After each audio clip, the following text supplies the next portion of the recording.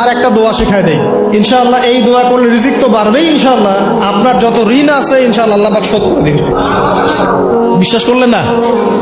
এই দোয়া শিখাই দিচ্ছি, এই জন্য আমাকে হাদিয়া দেওয়া দরকার, স্পেশালি আমাকে এখন হাদিয়া দেওয়া দরকার। এটা গুরুত্বপূর্ণ দোয়া শিখাই দিচ্ছি। আলী রাদিয়াল্লাহু আনহু বলেছেন, কোন ব্যক্তির যদি পাহাড়ের সমানও ঋণ থাকে, এই দোয়া যদি আমল করে আল্লাহ পাক ওই ঋণও শোধ করে দিবেন ইনশাআল্লাহ। ঋণ কেমন জানেন? ওই যে এখন মানুষ ঋণ নিচ্ছে 1 কোটি টাকা ব্যাংক থেকে, 2 কোটি টাকা ব্যাংক থেকে, হ্যাঁ, কত বছর, 10 বছরের জন্য, 20 বছরের জন্য বাড়ি করছে, তাই না? তার ধারণা এমন যে সে মারা গেলে তার ঋণটা কেউ না কেউ শোধ করে দিবেই দিবে, তাই তো? আর আল্লাহর রাসূল কি বলছেন দেখেন, একজন মারা গেছেন, নবী সাল্লাল্লাহু আলাইহি ওয়াসাল্লামের সময় একজন মারা গেছেন, তো নবী করিম সাল্লাল্লাহু আলাইহি ওয়াসাল্লাম বলছেন, এই ব্যক্তির কি কোনো ঋণ আছে?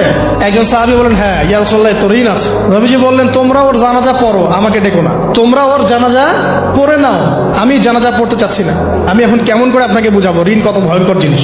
আপনি যে ব্যাংক থেকে 3-4 কোটি টাকার লোন নিয়ে রাখছেন, লাখ লাখ টাকা লোন নিয়ে বসে আছেন, দিব্যি সুখে বসে আছেন, এমন চিন্তায় যে আপনার মৌত হবে না। আর নবী সাল্লাল্লাহু আলাইহি ওয়াসাল্লাম সময়ে একজন মারা যাচ্ছেন, তিনি বলছেন তোমরা জানাজা পড়ে নাও, আমি জানাজা পড়তে চাচ্ছি না। মানে ঋণগ্রস্ত ব্যক্তির জানাজাও তিনি পড়তেন না। তারপরে একজন এসে বললেন, ইয়া রাসূলুল্লাহ, আমি তার ঋণ শোধ করে দিব, তার যা ঋণ আছে আমি শোধ করে দিব। তখন নবী এসে জানাজা পড়লেন সাল্লাল্লাহু আলাইহি ওয়াসাল্লাম।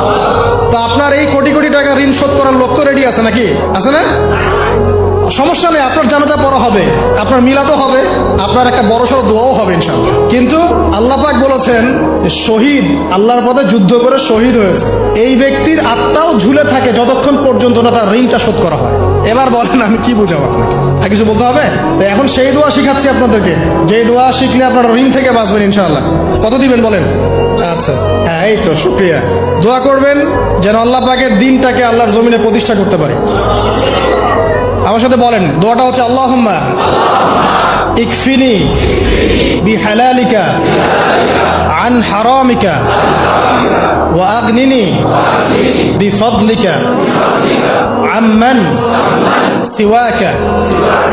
এই দোয়াটা ছোট না, এটা মুখস্থ করবেন, সেজদায় পড়বেন, নামাজের সেজদায় পড়বেন, আত্তাহিয়াতু দরুদ শেষ তারপরে পড়বেন, নামাজ শেষে হাত তুলে করবেন, যখন তখন শেষ রাতটা করবেন, ইনশাআল্লাহ দেখবেন আপনার ঋণ বলতে কিছু থাকবে না ইনশাআল্লাহ। যদি থাকেও, বড় কোনো ঋণ থাকেও, আল্লাহ পাক অন্য কোনো মাধ্যমে এটা শোধ করার ব্যবস্থা করে দিবেন ইনশাআল্লাহ।